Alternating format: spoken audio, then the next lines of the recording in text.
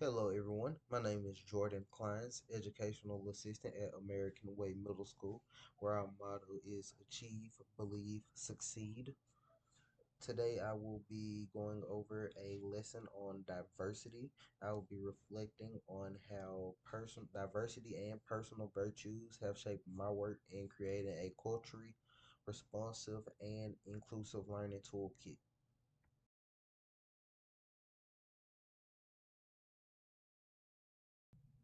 As I developed my toolkit, I focused on making sure it reflected on the richness of diversity in today's classrooms, not only in terms of culture, but also race, ethnicity, language, and personal experiences. I asked myself at every stage whose voice is being represented and whose voice might still be missing. This awareness led me to include strategies like using multicultural literature across subjects, incorporating historical perspectives from marginalized groups, and designing units such as the Harlem Renaissance that highlight contributions in literature, art, and music together. I also added strategies for engaging families through multicultural nights and involving themes as cultural mentors. Each of these choices was aimed at building a toolkit that truly responds to the needs of a diverse learning community by honoring students' identities and ensuring they feel seen in the classroom.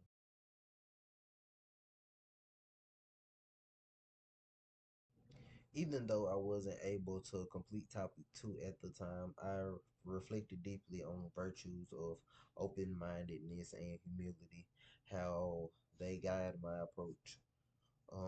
Open mindedness pushes me to look at lessons through the eye of my students, to value experiences that may be very different from my own. And humility reminds me that as an educator, I am also a learner. Sometimes my students and their families will be my biggest teachers. These virtues shape my decision making throughout the toolkit.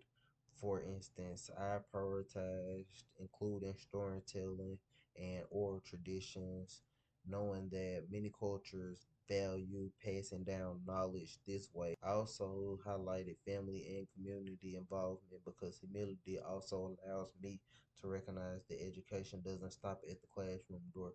It also goes home with the students as well.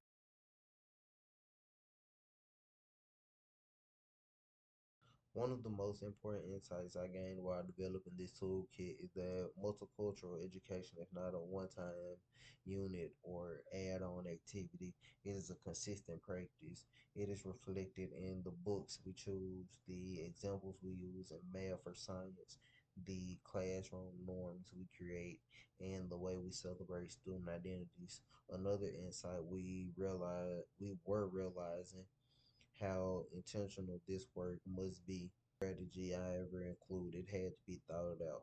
It wasn't just surface level representation, but something that could genuinely make students feel included and represented.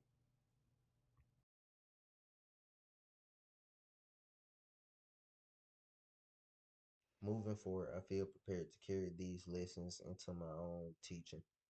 These strategies in my toolkit, whether it's adapting instructions to students' cultural learning styles, creating inclusive classroom visuals, or building community based projects, are practical tools I can begin applying right away. More importantly, this process has reminded me that my own character and virtues matter just as much as the strategies I use. By practicing open mindedness and humility daily, I can continue growing as an educator while creating classrooms where every student feels valued, respected, and empowered to succeed. Thank you for listening to my reflection.